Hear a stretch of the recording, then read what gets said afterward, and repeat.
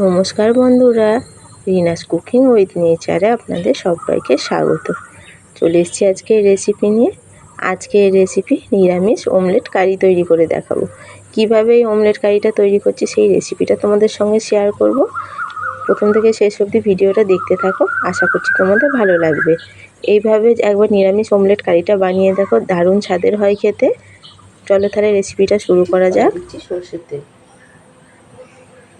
মধ্যে ফোড়নে দিচ্ছি গোটা জিরে, দিচ্ছি অল্প একটু গ্রেট করা আদা, কাঁচা লঙ্কা কুচি। আদা আর কাঁচা লঙ্কা কুচিটা একটু ভালো করে ভেজে নিচ্ছি। এখানে কয়েকটা আলু সেদ্ধ করে রেখেছিলাম, আলু সেদ্ধগুলো এর মধ্যে দিয়ে দিচ্ছি ভেঙে ভেঙে।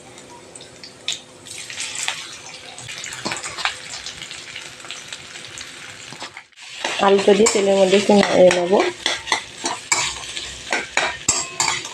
দিচ্ছি অল্প একটু হলুদ, অল্প দিচ্ছি একটু ধনের গুঁড়ো, অল্প দিচ্ছি একটু জিরের গুঁড়ো, হাফ চামচ দিচ্ছি গরম মশলার গুঁড়ো,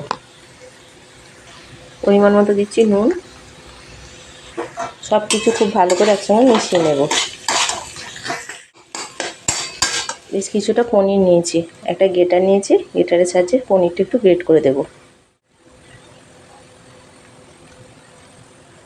পনিরটা দিলে রেসিপিটাতে খেতে খুব ভালো লাগবে। তোমরা পনির ছাড়াও তৈরি করতে পারো। পুরো পনিরটা এইভাবে করে গ্রেট করে দিলাম। পনির দিয়ে খুব ভালো করে সব মিশিয়ে নিচ্ছি। যে কোনো নিরামিষ দিনে এই রেসিপিটা একবার বানিয়ে দেখতে পারো, খেতে অসাধারণ হয়। আলু আর পনিরের পুরটা রেডি হয়ে গেছে। এটা এবার কড়া থেকে তুলে ঠান্ডা করে নেব।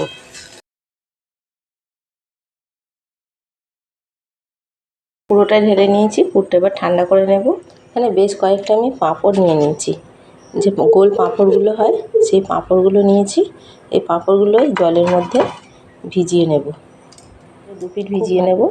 ভিজিয়ে বেশিক্ষণ জলে রাখা যাবে না, জল থেকে সঙ্গে সঙ্গে তুলে নিতে হবে। একটা থালার মধ্যে এইভাবে করে চাড়িয়ে রেখে দিচ্ছি। একটার ওপর একটা পাঁপড় রাখবে না, একটু চাড়িয়ে ছড়িয়ে ছড়িয়ে রেখে দিতে হবে। এক এক করে সমস্ত পাঁপড়গুলো এইভাবে করে জলে ডুবিয়ে নিয়েছি।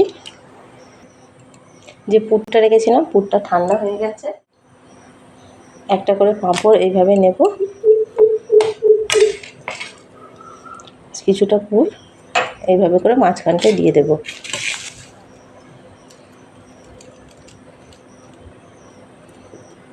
দিয়ে দিচ্ছি, আর পাঁপড়টা মুড়ে নিচ্ছি।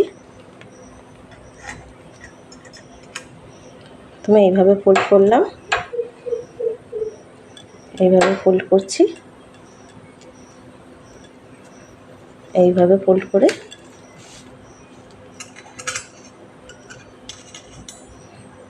এইভাবে করে ফোল্ড করে দিতে হবে। একটা ফোল্ড করা হয়ে গেছে। এইভাবে করে সবগুলো তৈরি করে নিচ্ছি। আর পাঁপড়গুলো একবারে সবগুলো জলে ভিজিয়ে রাখবে না, তাতে পাঁপড়গুলো ছিঁড়ে যেতে পারে।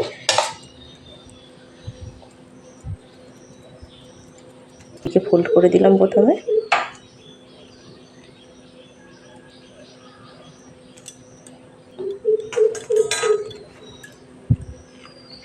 এইভাবে করে প্রত্যেকটা পাঁপড় আমি ফোল্ড করে নিচ্ছি। এক এক করে সমস্ত পাঁপড়গুলো পুর ভরে নিয়েছি। আর বেশ খানিকটা পুর বেঁচে গেছে, এটা আমি পরে কাজে লাগিয়ে দেবো। তারপরে কড়া বসিয়ে দিয়েছি, কড়াই দিচ্ছি সাদা তেল। তেল গরম হয়ে গেছে, করে পাঁপড়গুলো ভেজে নিচ্ছি।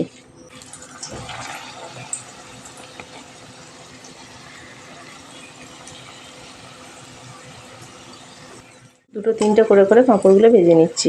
এটা ভাজা হয়ে গেছে, উল্টে দিচ্ছি। একটু মিডিয়াম ফ্লেমে ভেজে নিতে হবে, নাহলে পাঁপড়গুলো পুড়ে যাবে। পাঁপড়গুলো উল্টে পাল্টে ভেজে নিয়েছি। পাঁপড়গুলো এবার তুলে নিচ্ছি।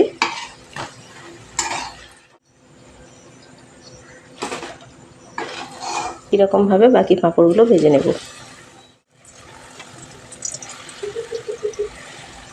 এই পাঁপড়গুলো ভাজা হয়ে গেছে, তুলে নিচ্ছি। ফোড়ন দিয়ে নেব। ফোড়নে দিচ্ছি একটা তেজপাতা, অল্প দিচ্ছি একটু গোটা জিরে, দিচ্ছি একটু গোটা গরম মশলা। ফোড়নটা খুব ভালো করে ভেজে নেব। এখানে বেশ কিছুটা আলু কেটে নিয়েছি, আলুগুলো এরকম চৌকো চৌকো করে কেটে নিয়েছি। আলুগুলো এই তেলে দিয়ে ভেজে নিচ্ছি। আলুটা ভাজা হতে হতে এখানে একটা মশলার পেস্ট তৈরি করে নেব। মশলার মধ্যে এখানে নিচ্ছি দেখো আদা কুচি নিয়েছি কিছুটা, অল্প করে এক টুকরো আদা কুচিয়ে নিয়েছি, টমেটো নিয়েছি একটা, আর নিচ্ছি কয়েকটা কাঁচা লঙ্কা। সব একসঙ্গে খুব ভালো করে একটা পেস্ট তৈরি করে নেব। আমি যে মশলার পেস্টটা তৈরি করে রেখেছিলাম সেই মশলার পেস্টটা আলুর মধ্যে দিয়ে আমি কষিয়ে নিচ্ছি। তোমরা চাইলে আলুগুলো ভেজে প্রথমে তুলে রাখতে পারো, তারপর ফোড়ন দিয়ে মশলার পেস্টটা দিয়ে দিতে পারো, অথবা এরকম একবারে তৈরি করে নিলেও হবে। হলুদ,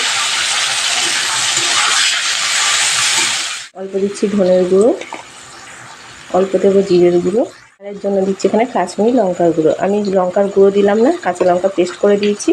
সব মশলা একসঙ্গে খুব ভালো করে কষিয়ে নিতে হবে। যতক্ষণ না মশলা থেকে তেল ছাড়ছে মশলাটা মাঝারি থেকে লো আঁচে কষিয়ে নিতে হবে।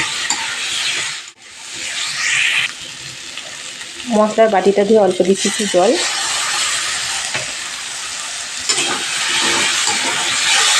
অল্প দিচ্ছি নুন,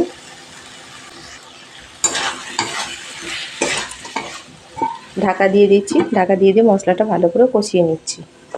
ঢাকাটা এবার খুলে নিচ্ছি। মশলা তো ভালো করে কষিয়ে নিয়েছি, দেখো পাশ থেকে তেল ছাড়তে শুরু করেছে। পুরটা ছিল, পুরটাও এর মধ্যে দিয়ে দিচ্ছি। পুরটা দিয়েও মশলার সঙ্গে ভালো করে কষিয়ে নেব। পুরটা দিয়েছি, এতে করে গ্রেভিটা খুব ভালো হবে, ঘন হবে গ্রেভিটা। দেখো সব তো খুব ভালো করে কষিয়ে নিয়েছি। বেশ কিছুটা গরম জল করে রেখেছি, গরম জলটা দিয়ে দিচ্ছি। ঢাকা দিয়ে দিচ্ছি। ঢাকা দিয়ে মাঝারি আঁচে আলুগুলো খুব ভালো করে সেদ্ধ করে নেব। ঢাকাটা এবার খুলে নিচ্ছি।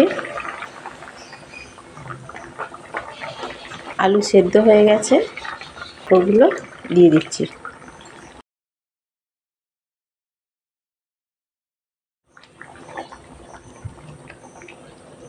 খুব ভালো করে গ্রেভির মধ্যে পাঁপড়গুলো ডুবিয়ে দিতে হবে। হাফ চামচ গরম মশলার গুঁড়ো, 2 মিনিট লো ফ্লেমে ঢাকা দিয়ে ফুটিয়ে নেব। 2 মিনিট হয়ে গেছে, ঢাকাটা এবার খুলে নিচ্ছি। পাঁপড়ের দোলমা তো পরিবেশনের জন্য একদম রেডি হয়ে গেছে। নামানোর আগে অল্প দিচ্ছি একটুখানি ঘি, মিশিয়ে নিচ্ছি। এবার গ্যাসের ফ্লেম অফ করে ঢাকা দিয়ে 2 মিনিট রেস্টে রেখে দেবো। 2 মিনিট হয়ে গেছে, ঢাকাটা এবার খুলে কতটা সুন্দর লাগছে দেখো। দেখতে যেমন সুন্দর হয়েছে, এটা খেতেও কিন্তু ততটাই সুস্বাদু হয়।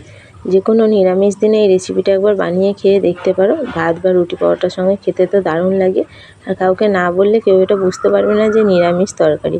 দেখো অমলেটের মতো একদম দেখতে লাগছে, অথচ এটা অমলেট না, পাঁপড় দিয়ে বানানো। রেসিপিটা কেমন লাগলো কমেন্ট করে অবশ্যই জানাবে।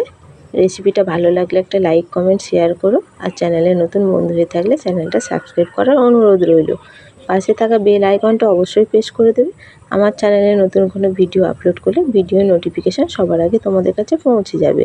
ফিরে আসবো আবার অন্য কোনো রেসিপি নিয়ে।